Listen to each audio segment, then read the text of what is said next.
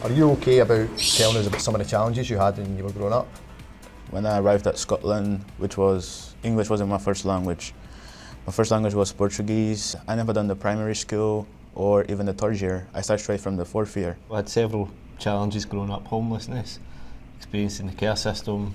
I had a mum who was looking after all five of us on her own. I only lived with my two brothers by the time. We didn't have mom or dad, and I was so young that sometimes you felt like, well, I need a cuddle from mom. For every good thing that happened, you'd almost brace yourself. Something bad's going to happen. Coming from Angola, how easy or difficult did you find it embedding into the Glaswegian culture? I was just turning to 15 years old. Music was different, the environment was different, dressing styles were different, everything was different. What was your confidence like in yourself when you were younger? I would come in to this very school, head down, not looking at MD, not talking to MD, just wanted to get in, get fed at lunch and go home. So that led to me going into first year with primary 3 and primary 4 level, reading and writing. Your head was all over the place rather than focused on the teaching in the classroom, basically? I would definitely say that now. Kind of looking back on it at the time, it would have been different. When you were at school and before we met, why did you feel that you couldn't go into further education? To go into uni, you need certain A's, B's and C's. I didn't have that. And the only way to have that, you had to do exams, which I couldn't do it because I never had a National 5 by the time. So I was like, after school, that's the end, nothing else to do. What is life like now? Life right now for me, I would say is 1,000 times better. I'm doing an HND and I see that there is a door opening. What is your life like now compared to your life as young Liam? It's not bad, it's quite different. I'm not homeless, so that's a great positive. As you know, I graduated just 2 years ago now in Bound 7.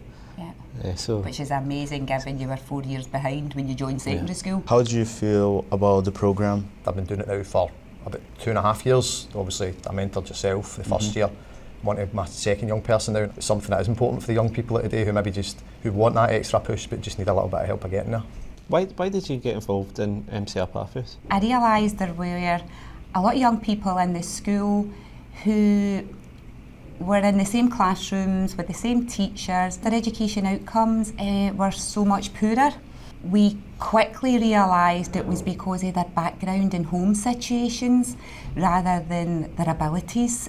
So we spoke and spent a lot of time with those young people, of which you were one, to find out really what the challenges were and more importantly the solutions that would actually help us support young people like yourself that are for care experienced or disadvantaged backgrounds to allow them to get to a place that they can engage better with the education system and everything it has to offer.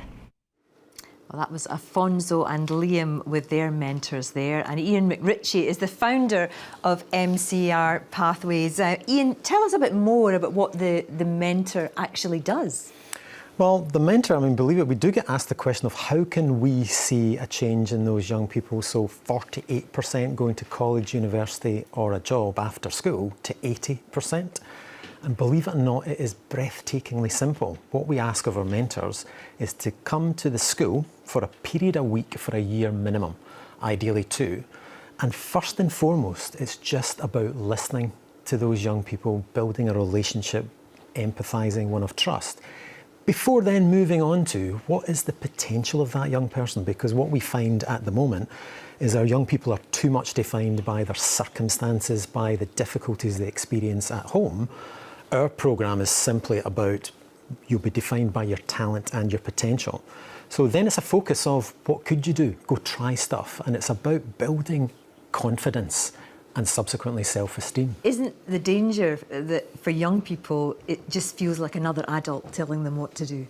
It does, but our programme is about equality. So, for example, we don't tell the mentors about the young person's past. It's all focused on what they could be in the future. So what we find, we put the power to the young person. They decide and choose to become part of the programme. It's completely voluntary on all counts. And what we've found actually is there's much impact on the mentor as there is the young person. And it just ends up being a no-lose situation for any party. Should charities be picking up the slack for what a service that council should be providing? Well, I think the best combination is both, because I think the skills that charities can bring in terms of understanding the communities, understanding a local need in particular, needs to work in the mainstream. So we couldn't do what we do outside of the school system. It has to be within the school system, and there's a fabulous partnership between what we have with Glasgow City Council in particular and the schools. Iain MacRitchie, thanks very much for coming in. Thank you.